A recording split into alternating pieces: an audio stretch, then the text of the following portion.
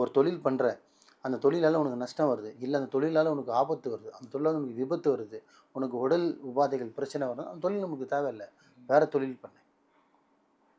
புரியுதுங்களா? இதுக்காக அர்த்தம் தான் எக்ஸாம்பிள். அந்த மாதிரி நான் சொல்கிறது சில எக்ஸாம்பிள் தான் சொல்கிறேன். இந்த மாதிரி நிறைய இருக்குது. அந்த காலத்தில் வந்து வாழ்ந்த கெட்டவங்க அதை சொல்லிட்டு போனாங்கன்னா சாதாரணமாக சொல்ல. எதுக்கு அந்த மாதிரி ஒன்று. இன்னொன்று பார்த்திங்கன்னா, உறவில் வந்து பார்த்திங்கன்னா, இப்போ நான் சொன்னது தினசரி உணவு பொருட்களை சொன்னேன். உறவில் பார்த்திங்கன்னா எந்தெந்த உறவு எங்கெங்கே வைக்கிறோன்னா, சில உறவு இருக்குது. சரிங்களா? இப்போ நட்புன்றதை நம்ம கூடயே வைக்கலாம். அந்த நட்புலேயே ஒருத்தன் தப்பாக இருந்தால் அவனை ஓரம் ஒதுக்கணும். அண்ணன் தம்பியாக இருக்கட்டும், அப்பா அம்மாவாக இருக்கட்டும், தன் மனைவியாக இருக்கட்டும், தன் பிள்ளைகளாக இருக்கட்டும், நம்மளுக்கு கரெக்டாக இருந்தால் நம்ம கையில் வச்சுக்கணும்.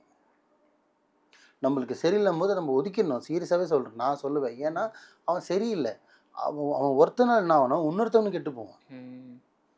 இப்போ உங்கள் 4 பிள்ளைங்க இருக்காங்கன்னா, ஒருத்தன் சரியில்லைன்னு என்ன பண்ணுவோன்னா, அந்த ஒருத்தனை திருத்த பாரு. அப்போ அந்த 3 பேர் கரெக்டாக இருப்பாங்க. அந்த ஒருத்தனை ஃப்ரீயாக விட்டிங்கன்னா என்ன ஆகும், இந்த ஒருத்தர் சேர்ந்து 3 பேருக்கு எடுத்துடுறான். அப்போ அவனை எங்கே வைக்கணுமோ அங்கே வச்சு கரெக்டாக நீ வளர்க்கணும். இப்போ வார்த்தை புரியுங்களா?